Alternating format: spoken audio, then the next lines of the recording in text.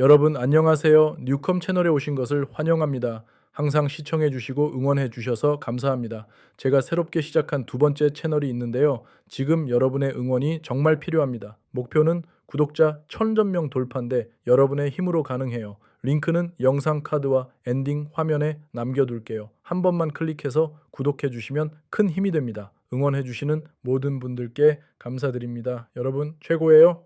시부야에 타오르는 폐허와 참극에서 멀리 떨어진 곳에 제닌 가문 저택은 어둑한 하늘 아래 아무런 방해도 받지 않은 채 서 있었다. 저택 안에서는 나오야가 이미 승리를 거머쥔 듯한 오만한 태도로 느긋하게 앉아 있었고, 그 곁에는 지니치와 오기제닌 두 명의 가문 원로가 함께했다. 방 안의 침묵은 오기의 날카로운 말로 깨졌다. 그는 나오야의 늦은 도착을 추궁하며 그의 아버지인 나오비토, 가주가 죽음의 문턱에 있음을 상기시켰다. 나오야는 여느 때처럼 전혀 개의치 않는 태도로 독설 가득한 오만함을 드러내며 이제 그 노인의 장례식에 참석하는 것은 아무 의미도 없다고 단호하게 말했다. 그는 자신이 원하는 대로 할 수 있었다. 그의 무례한 말은 무겁게 남아 방 안의 분위기를 날카롭게 만들었다. 그러던 중 문을 두드리는 소리가 분위기를 바꿨다. 제닌 가문의 집행인이 엄숙하게 들어와 피할 수 없는 소식을 전했다. 나오비토가 세상을 떠난 것이다. 집행인은 지체 없이 나오비토의 아들들과 남동생이 모두 참석한 자리에서 곧바로 유언장 낭독을 시작하겠다고 선언했다. 나오야는 자신만만한 미소를 지으며 몸을 뒤로 젖혔다. 곧 가주라는 칭호와 그에 따르는 모든 특권이 자신의 손에 들어올 것이라 확신했기 때문이다. 집행인은 두루마리를 펼쳐들고 낭독을 시작했다. 나오야가 예상한 대로였다. 그는 제닌 가문의 27대 가주가 되어 도쿄 도립 주술고등학교에 보관된 가문의 주술 도구와 사설 주술 창고의 모든 소유물을 포함한 가문의 모든 자산을 상속받게 되어 있었다. 하지만 나오비토의 유언장에는 만약 고조가 무력화될 경우 메구미가 가주 자리를 물려받는다는 조항이 포함되어 있었다. 이 사실은 나오야에게 충격으로 다가왔다. 믿을 수 없다는 듯 두 눈이 커지더니 곧 분노가 치밀어 올랐다. 그는 자신들이 제대로 인정하지도 않은 꼬마 때문에 상속권을 빼앗길 수는 없다고 생각했다. 결코 포기할 수 없었던 나오야는 메구미의 행방을 캐물었다. 조용히 곁에 서 있던 마키의 어머니가 마침내 입을 열어 메구미가 현재 이타도리 유우지를 찾기 위해 도쿄를 수색 중이라고 밝혔다. 나오야에게는 그 정보면 충분했다. 차가운 결의가 가슴을 조여오며 그는 결심을 굳혔다. 유우지를 쫓아가다 보면 결국 메구미에게도 닿을 것이라 확신했고 그들을 찾는 즉시 둘 다 죽일 생각이었다. 가문의 마지막 장애물을 제거하고 스쿠나의 그릇을 죽인 공로까지 차지한다면 나오야는 자신의 명성을 확고히 할 뿐만 아니라 제닌 가문의 유산을 두고 누구의 방해도 받지 않게 될 터였다. 한편 도쿄의 잔해 속에서 유우지는 부서진 계단에 축 늘어진 채 앉아 죄책감과 피로에 짓눌린 듯 고개를 떨구고 있었다. 곧 초소가 조용히 그의 곁에 다가와 부상은 괜찮냐고 물었다. 유우지는 시큰둥하게 블랙 플래시를 맞았지만 괜찮다고 대답했다. 그는 스쿠나의 영향력이 점점 커지면서 자신의 회복을 돕고 있다고 짐작했지만 그것이 그에게 큰 위로가 되지는 않았다. 초소는 자신은 남아서 쓰러진 형제들의 유해를 수습하겠다며 유우지에게 주술 고등학교로 돌아가라고 권했다. 하지만 유우지는 여전히 죄책감에 잠겨 스쿠나가 메구미와 관련해 어두운 음모를 꾸미고 있는 상황에서 그리고 자신이 빼앗은 생명들 때문에 돌아갈 수 없다고 말했다. 그 죄책감은 더욱 깊게 파고들었다. 유우지는 초소에게 자신이 그의 어린 형제들을 죽였다고 이제는 누구와도 함께할 자격이 없다고 털어놓았다. 하지만 초소는 원망 없이 그 상처들은 이미 과거의 일이라고 그를 안심시켰다. 지금 중요한 것은 용서가 아니라 이해였다. 형제애란 고통을 잊는 것이 아니라 함께 짊어지는 것이었다. 예상치 못한 따뜻한 말에 감동한 유우지는 자리에서 일어나 초소를 바라보며 아직 거리를 배회하는 저주받은 영들을 최대한 많이 없애기 위해 함께 힘을 합치자고 제안했다. 두 사람이 도쿄의 텅 빈 폐허를 지나가던 중 유우지는 넓은 다리 위에서 갑자기 걸음을 멈췄다. 아무런 예고도 없이 그는 마치 무언가를 깊은 곳에서 불러내듯 크고 일정하게 손뼉을 치기 시작했다. 그의 도전은 곧 응답을 받았다. 탁한 강물의 깊은 곳에서 두 마리의 거대한 저주령이 솟구쳐 올라왔다. 그들의 눈은 아기로 번뜩이며 유우지를 향해 돌진했다. 유우지는 즉시 몸을 날렸고 그의 속도는 잔상만을 남겼다. 그 사이 더 많은 저주령들이 나타났는데 일부는 부서진 마천루에서 또 다른 일부는 땅속 깊은 균열에서 기어나왔다.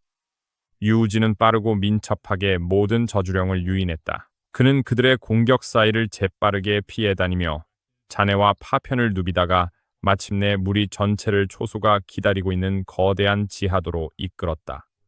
유우지의 외침에 맞춰 초소가 공격을 시작했다. 강렬한 관통의 피가 폭발하듯 터져나오며 저주령들을 한 번에 휘도는 곡선으로 베어냈다. 그 힘은 침묵과 튄 잔해만을 남겼고 간신히 공격을 피한 한 마리의 저주령만이 남아있었다. 하지만 그 저주령이 도망치기도 전에 유우지가 그 뒤에 나타나 잔혹한 주먹을 등에 꽂았다. 저주령은 콘크리트 벽에 내동댕 잊혀졌고 저주 안개로 터지며 흔적도 없이 사라졌다.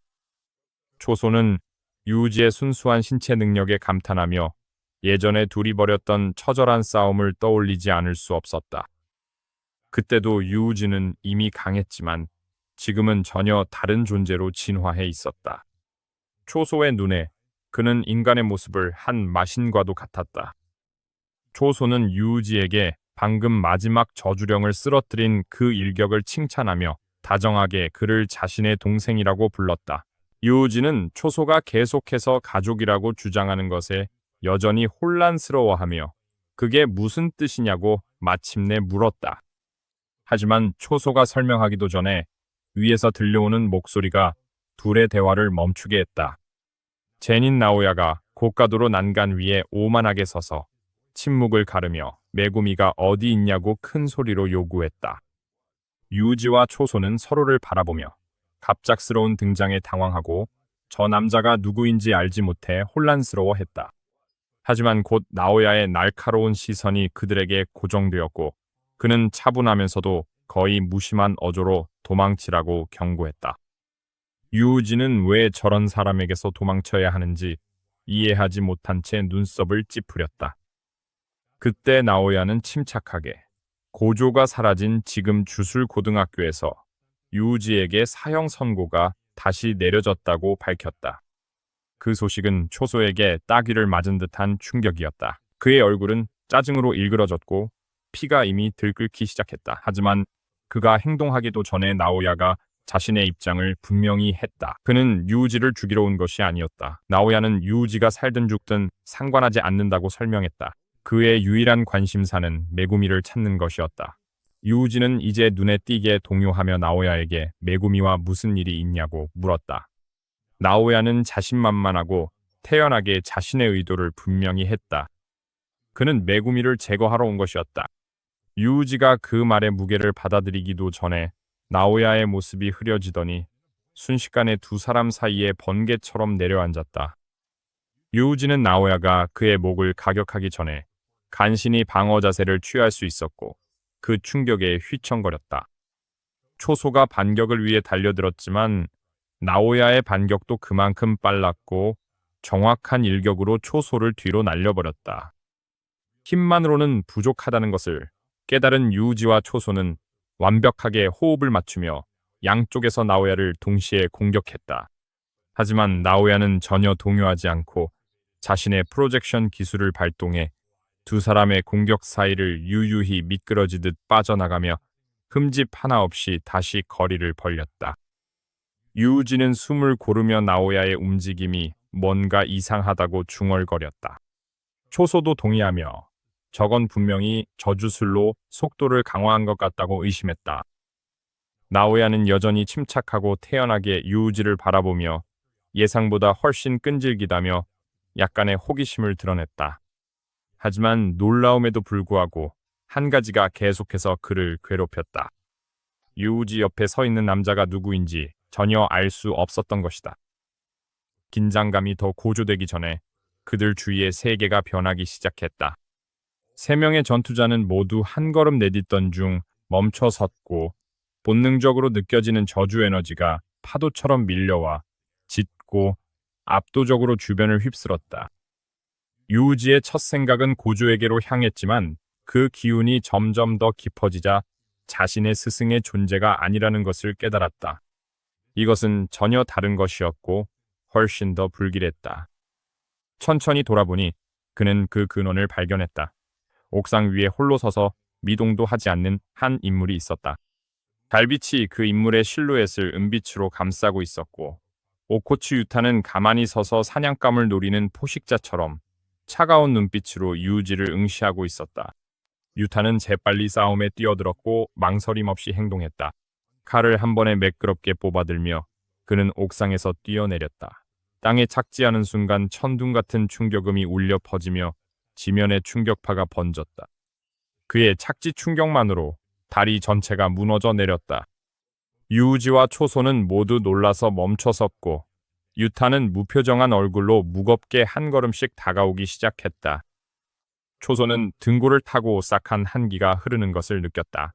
유타에게서 뿜어져 나오는 저주 에너지는 부정할 수 없을 정도였다. 이 사람을 가볍게 볼 수는 없었다. 초소는 재빨리 유타가 유우지의 처형이님을 직감하고 지체 없이 소년에게 경고했다. 유우지가 그 경고를 받아들이기도 전에 나오야가 끼어들어 유타의 정체를 아무렇지 않게 확인해주며 자신과 같은 편이라고 덧붙였다. 그 이름이 유우지의 머릿속에서 어렴풋이 떠올랐다. 그는 메구미가 같은 이름의 2학년 학생을 언급했던 것을 기억했다. 그 학생은 고조와 같은 특급 등급을 가진 인물이었다. 여전히 나오야의 존재가 신경 쓰였던 유타는 눈을 가늘게 뜨고 그가 누구냐고 물었다. 나오야는 전혀 동요하지 않고 자신이 마키의 사촌이라고 소개하며 유타의 일에 끼어들 생각이 없다고 안심시켰다. 그가 신경 쓰는 것은 오직 유우지가 죽는 것뿐이었다. 한편 초소는 유우지에게 더 가까이 다가가 자신이 나오야를 상대할 테니 도망치라고 재촉했다. 초소는 그 제닌과 쫓기는 상황에 휘말리는 것은 너무 위험하다며 자신 혼자서도 충분히 감당할 수 있다고 강조했다. 유우지는 걱정스러운 마음에 초소가 정말 괜찮을지 물었다. 형 같은 초소는 단호하게 고개를 끄덕이며 유타가 얼마나 위험한지 경고하고 유우지에게 검을 든 자로부터 도망치는 데만 집중하라고 재촉했다. 그렇게 초소는 평소 만나던 곳에서 다시 보자고 약속하며 유우지에게 가라고 손짓했지만 나오야와 유타는 그들을 그렇게 쉽게 갈라놓을 생각이 없었다. 기막힌 타이밍에 나오야가 앞으로 튀어나와 초소의 배를 강하게 걷어차며 초소의 혈술 발동을 중단시켰다. 동시에 유타는 유우지를 쫓아 무서운 속도로 달려들어 순식간에 둘 사이의 거리를 좁혔다. 초소는 그 충격에 얼굴을 찡그리며 자신이 유타를 막을 수 있는 가능성을 잘못 판단했다는 사실을 너무 늦게 깨달았다. 그는 자신의 실수에 비웃음을 흘렸지만 나오야의 주먹이 얼굴에 꽂히며 생각이 끊겼고 비틀거리며 뒤로 물러섰다. 나오야는 한치의 두려움도 없이 당당하게 서서 초소의 혈액 조작술에 대해 태연하게 언급했다. 그는 카모 가문이 아닌 사람이 그런 능력을 가진 것이 이상하다고 생각했지만 결국 신경 쓰지 않았다. 나오야의 눈에는 이미 승부가 결정된 것처럼 보였다. 초소의 죽음은 불가피했다. 하지만 초소는 그 어느 때보다도 강한 결의로 자신의 동생을 노리고 온 나오야를 결코 살아서 돌려보내지 않겠다고 맞받아쳤다. 한편 유타는 유우지를 집요하게 쫓았다. 유우지는 유타를 따돌리기 위해 옆으로 넘어져 있는 자동차를 향해 전력 질주했고 그것을 뛰어넘어 유타의 시야에서 벗어나려 했다. 하지만 유타는 그 움직임을 예측하고 반대편으로 돌아가 칼을 휘둘러 유우지를 막으려 했다. 유우진은 재빨리 자동차를 붙잡고 공중에서 몸을 비틀어 가까스로 유타의 공격을 피했다. 유타는 그 동작에 놀라 눈을 깜빡였지만 유우진은 멈추지 않았다. 유우진은 몸을 돌려있는 힘껏 자동차를 유타에게 던졌고 유타는 반응할 수밖에 없었으며 그 사이 유우진은 몇 초의 시간을 더 벌었다. 틈을 포착한 유우진은 근처 골목길로 재빨리 달려들었다. 건물의 좁은 모퉁이들이 어느 정도 은신처가 되어주길 바랐다. 하지만 그가 안으로 들어가기 전에 자동차가 다시 그를 향해 날아왔다. 유우진은 간신히 그것을 피했다. 눈을 크게 뜬 유우진은 이제서야 유타가 얼마나 강한지 제대로 실감했다. 유타는 겉보기엔 힘을 쓰는 타입의 전투자처럼 보이지 않았지만 저주 에너지 강화로 모든 것을 보완하고 있었다. 유타는 모든 면에서 유우지와 정반대였다. 마치 그의 생각에 답하듯 유타는 자신이 선생님보다 저주 에너지가 더 많다고 인정했다. 하지만 고조는 식스 아이즈 덕분에 저주 에너지를 거의 무한히 아낄 수 있기 때문에 자신은 저주 에너지가 바닥날 수 있지만 고조는 여전히 우위에 있다고 말했다. 이제 대화가 충분히 길어졌다고 판단한 유타는 다시 앞으로 돌진했다. 그의 검은 저주 에너지로 빛나고 있었다. 유우지는 몸을 낮추고 이리저리 피하며 유타의 칼날을 가까스로 피했다. 문제는 검만이 아니었다. 유타의 온몸이 저주 에너지로 맥동하며 그의 모든 움직임이 위험해졌다. 유우지는 이제 상대의 움직임을 읽는 것만으로는 안 된다는 걸 깨달았다. 진짜 문제는 유타의 저주 에너지가 어떤 공격이든 피해를 줄여준다는 점이었다. 그럼에도 불구하고 유우지는 이를 악물고 아직 죽을 수 없다고 스스로를 다잡았다. 하지만 유타는 멈추지 않고 계속해서 그의 검은 무서운 정확도로 허공을 가르며 휘둘렀다. 유우지는 최선을 다해 피했지만 공격은 점점 더 빨라졌다. 그는 저 검을 어떻게든 해야 한다는 걸 알고 있었다. 그렇지 않으면 곧 베이고 말 것이다. 재빨리 생각을 굴린 그는 뒤로 물러나 근처에 있던 차로 달려가 열린 창문을 통해 몸을 던졌다. 차 안에서 그는 조수석에 놓인 작은 칼을 발견했다. 그는 그 칼을 집어들고 유타가 다가오는 순간 반대편 문으로 재빨리 뛰쳐나왔다. 유타는 차 보닛을 뛰어넘어 휘둘렀지만 이번에는 유우지가 막아냈다. 유타는 유우지의 손에 들린 칼을 보고 놀라서 눈을 깜빡이며 저 칼이 어디서 났는지 잠시 궁금해했다. 하지만 유우지는 그에게 생각할 틈을 주지 않았다. 유우지는 곧바로 날카롭게 반격했지만 유타는 손쉽게 막아냈다. 무딘 칼로는 여전히 부족하다는 것을 깨달은 유우지는 칼의 저주 에너지를 실어보려 했지만 그의 제어는 불안정했다. 그리고 유타가 다시 반격했을 때 그는 가까스로 막아낼 수 있었다. 그 모습을 지켜보던 유타는 침착하게 유우지가 칼에만 너무 집중하고 있다고 일깨워 주었다. 그리고 자신의 칼을 들어 올리며 앞으로 발을 내딛어 유우지의 배를 강하게 걷어차 그를 날려버렸다. 유우지는 그 강력한 발차기의 충격에 휘청거렸다. 마치 해머로 갈비뼈를 얻어맞은 듯한 고통이었지만 유우지는 이를 악물고 버텼다. 간신히 자세를 추스르기도 전에 유타가 다시 다가와 이번에는 그의 배를 베어내며 칼까지 부러뜨렸다. 하지만 유우지는 그 반동을 오히려 자신의 이점으로 삼았다. 공격을 받는 도중 몸을 비틀어 유타의 칼날을 다리로 받아내며 땅에 박아버렸다. 크게 쩍 하는 소리와 함께 칼이 두 동강 나고 유타는 예상치 못한 상황에 뒤로 미끄러졌다. 부러진 무기를 내려다보며 유타는 조용히 인정했다. 고조에게 훈련받은 상대와의 싸움이 결코 쉽지 않으리라는 것을.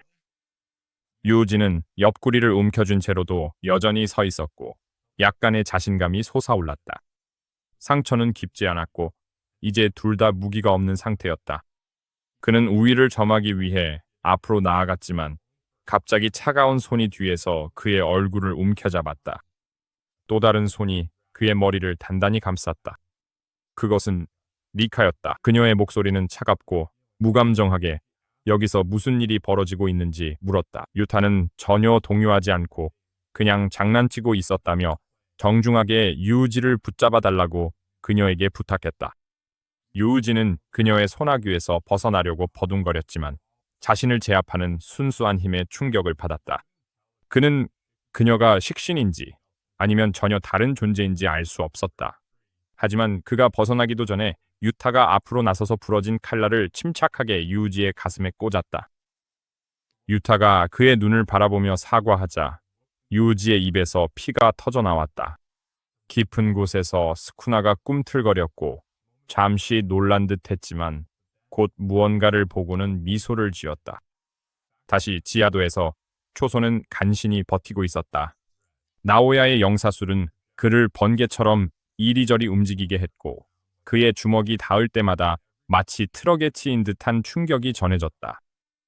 피를 흘리고 만신창이가 된 초소는 여전히 그 기술의 원리를 파악하지 못했다. 더 나쁜 것은 외부 혈액을 제어할 수 없어서 그의 지혈 공격도 사용할 수 없었다. 나오야는 초소의 끈질김을 보고 생각보다 강하다고 인정했다. 하지만 호기심이 앞선 나오야는 초소가 대체 누구냐고 물었다. 초소의 시선은 얼음처럼 차가워졌다. 그는 자신이 10명 형제 중 맏형임을 선언하며 유동적 정린술을 발동해 저주 에너지를 사지에 흘려보내 속도를 날카롭게 끌어올렸다. 나오야는 초소의 대답에 별로 감흥이 없는 듯 영사술을 사용해 눈부신 속도로 옆으로 비켜서더니 초소의 뒤로 나타나 깔끔하게 한 방을 노렸다. 하지만 이번에는 초소의 눈이 나오야의 움직임을 완벽하게 따라갔다. 초소는 재빠르게 반응해 몸을 돌려 공격을 막아냈다. 그럼에도 불구하고 나오야는 반격을 피하고 초소의 복부에 날카로운 일격을 꽂아 넣어 초소를 비틀거리게 만들었다. 몸을 가누려던 초소는 아래를 내려다보다가 복부에서 피가 빠르게 새어나오는 새로운 상처를 발견했다. 나오야는 그 모습을 보고 비웃으며 작은 칼을 꺼내들고 초소의 혈액 조작을 방해하기로 했다고 태연하게 밝혔다. 그리고 조롱하듯 이런 상태로 얼마나 더 싸울 수 있겠냐고 물었다. 계속해서 말을 늘어놓던 나오야는 주술사가 무기를 들고 다니는 게 그리 품이 있는 일은 아니라며 초소에게 비밀로 해달라고 부탁했다. 그는 도구에 의존해 승리하는 주술사들을 한심하다고 비난하며 자신의 결정을 정당화했고 심지어 무기를 자랑스럽게 휘두르는 자신의 형들까지도 비판했다. 초소는 눈을 가늘게 뜨며 나오야가 정말로 형제들을 그 정도로 증오하느냐고 물었다. 나오야는 주저없이 동의하며 동생보다 약한 형은 아무 쓸모가 없다고 말했다. 하지만 초소는 다른 관점을 가지고 있었다. 그에게 있어 형이란 본보기가 되어야 하는 존재였다.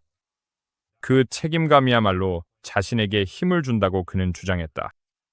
그가 말을 하자 초소의 몸에서 피가 솟구쳐 나와 순식간에 땅 위로 퍼졌다. 나오야는 그 엄청난 양에 놀라며 초소가 어떻게 아직 살아있는지 이해하지 못했다.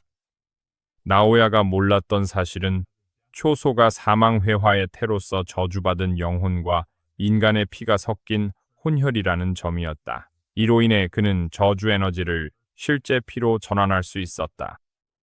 에너지가 남아있는 한 피를 잃는다고 해도 결코 죽지 않았다. 바로 그 힘을 이용해 초소는 퍼져나가는 피를 거대한 벽으로 조종해 나오야의 시야를 차단했다. 기술의 느린 전개에 당황한 나오야는 초소가 마침내 탈진에 쓰러지고 있다고 생각했다. 하지만 나오야가 움직이기도 전에 초소가 갑자기 그의 옆구리에 나타나 날카로운 혈공 공격을 날렸다. 나오야는 가까스로 피했지만 땅바닥이 피로 뒤덮여 자신을 향해 스며들고 있다는 것을 알아차렸다. 놀란 그는 피에 닿지 않으려 집중했지만 그 한순간의 방심이 치명적이었다. 초소가 날린 날카로운 발차기를 나오야는 간신히 막아냈다. 하지만 뭔가 이상했다. 나오야의 팔다리에 묵직한 감각이 엄습했다.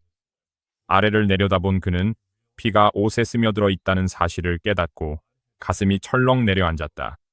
초소는 이미 미세한 혈흔으로 그의 몸 표면을 침투해 움직임을 조종하고 느리게 만들고 있었다. 그 맞은편에서 초소는 또 한 번의 혈공 공격을 준비하기 시작했다. 초소는 침착하고 자신감 넘치는 태도로 이 순간이 제닌 가문의 후계자에게는 체크메이트라고 선언했다. 하지만 나오야는 결코 동요하지 않았다. 나오야는 차갑게 구속 효과에도 불구하고 자신은 여전히 움직일 수 있다며 초소에게 도전해보라고 말했다. 그는 자신의 저주술을 믿었고 초소가 어떤 공격을 해도 피할 수 있다고 확신했다.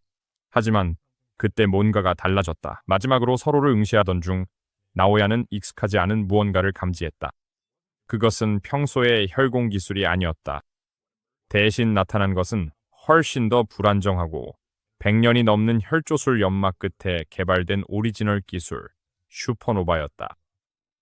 거대한 혈구가 사방으로 폭발하며 수많은 고속 투사체로 변해 나오야를 모든 각도에서 끊임없이 강타했고 그는 결국 패배한 채로 쓰러졌다.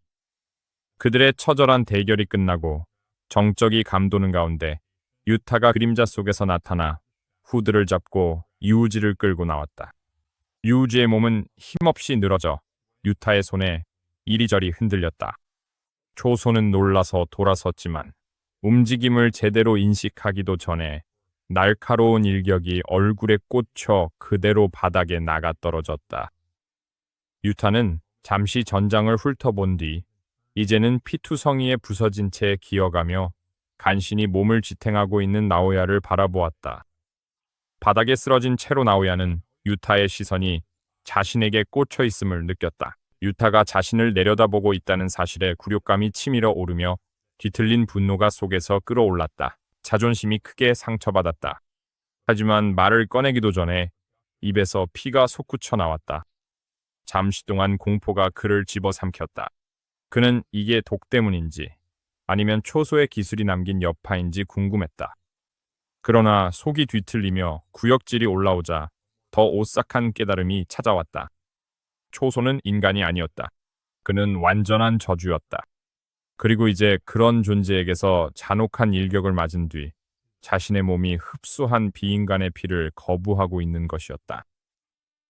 그가 몸부림치는 모습을 지켜보며 유타는 역저주술을 사용해 나오야를 치료해주겠다고 제안했다. 하지만 조건이 있었다. 유타는 나오야가 상부에 돌아가 이타도리 유우지가 죽었다고 알리길 원했다. 이야기는 곧 장면이 전환되어 유우지가 갓 태어났을 때의 친밀한 회상으로 넘어갔다. 유우지의 아버지 인지는 아기를 조심스럽게 품에 안고 있었고 그때 유우지의 할아버지인 와스케 씨가 엄한 표정으로 방에 들어왔다. 그는 진에게 아내를 버리라고 강하게 권하며 관계를 계속하면 죽음에 이를 수 있다고 엄중하게 경고했다. 하지만 진은 침착하고 차분하게 유우지 앞에서 그런 말을 하지 말라고 부드럽게 대답했다. 와스케 씨는 그 대답에 분노를 터뜨렸다. 와스케 씨는 목소리를 높이며 진을 꾸짖었다. 그는 진이 아이를 갖고 싶어 얼마나 절박했는지, 하지만 자신의 아내와는 결코 아이를 갖지 못했다는 사실을 상기시켰다. 하지만 그가 말을 이어가기도 전에 이마에 봉합 자국이 있는 한 여성이 끼어들어 와스케 씨를 시아버지라고 부르며 도대체 무슨 이야기를 하고 있는 거냐고 물었다. 현재로 돌아와 유우지는 숨이 멎을 듯한 느낌에 눈을 번쩍 떴다. 혼란스러운 상태로 그는 주위를 둘러보았고 자신이 모닥불 옆에 누워있고 맞은편에는 유타가 앉아있는 것을 발견했다. 유타는 유우지가 깨어난 것을 보고 짧고 어색하게 웃은 뒤 안도의 한숨을 내쉬었다. 다시 평소의 침착한 목소리로 돌아온 유타는 자신이 유우지를 죽이려 했던 것은 단지 연기였으며 특별한 상황에서 벌어진 정교한 속임수였다고 설명했다. 이 모든 것은 그들의 선생님을 위한 일이었는데 몇 달 전 선생님이 유타에게 직접 찾아와 유우지를 지켜봐달라고 부탁했던 것이다. 유타는 자신이 고조와 나눴던 대화를 떠올리기 시작하며 고조가 만약 자신에게 무슨 일이 생기면 1학년과 2학년 모두를 지켜달라고 부탁했던 이야기를 언급했다. 하지만 고조는 특히 유우지에 대해 각별한 걱정을 보였다고 했다. 유타처럼 유우지 역시 비밀리에 처형 대상자로 지목되어 있었고 고조는 유타가 유우지를 안전하게 지켜주길 바랐다. 그래서 장기적으로 유우지를 보호하기 위해 유타는 그 계획을 생각해냈다. 상부에서 유우지의 처형자로 승인받기 위해서는 실제로 그를 죽이겠다는 결연한 맹약을 맺어야 했다. 그것만이 다른 사람들이 유우지를 노리지 못하게 막는 유일한 방법이었다. 여전히 충격에 빠진 유우지는 맹약이 진짜였다면 자신이 어떻게 살아남았는지 물었다. 그러자 유타는 유우지의 심장이 멈추는 순간 역저주술을 사용해 그를 치료했다고 설명했다. 완전히 확신이 있었던 것은 아니지만 들은 바에 따르면 유우지가 살아남을 수 있을 것이라고 추측했다. 잠시 생각에 잠긴 유타는 이번이 유우지의 죽음이 조작된 두 번째라는 점을 언급했다. 그는 상부가 언젠가는 눈치챌 수도 있다고 인정했지만 당장은 처형이 완료된 것으로 여기고 넘어갈 것이라고 말했다. 여전히 모든 것을 받아들이지 못한 유우지는 마침내 가장 마음에 걸렸던 질문, 왜 유타가 자신을 구하기 위해 이렇게까지 하는지 물었다. 유타는 망설임 없이 유우지가 자신에게 소중한 사람들에게 중요한 존재이기 때문에 이렇게 하는 것이라고 답했다. 그는 한때 자신도 제어할 수 없는 힘을 가졌던 적이 있다고 털어놓았다. 처음에는 그 힘이 자신에게 강제로 주어진 것처럼 느껴져 저주받았다고 생각했다. 하지만 시간이 지나면서 그는 그 힘을 받아들이고 자신의 방식대로 사용할 수 있게 되었다. 유타는 유우지를 다정하게 바라보며 자신과 달리 유우지는 그 힘을 원한 적조차 없었다고 덧붙였다. 유우지가 짊어진 것은 그의 것이 아니었고 지금까지 일어난 일에 대해 그가 비난받을 이유도 없었다. 하지만 그럼에도 불구하고 유우지는 침묵 속에 앉아 시부야에서의 죄책감이 아물지 않은 상처처럼 그를 붙잡고 있는 채 이제는 그게 자신의 잘못인지 아닌지는 중요하지 않다고 중얼거렸다.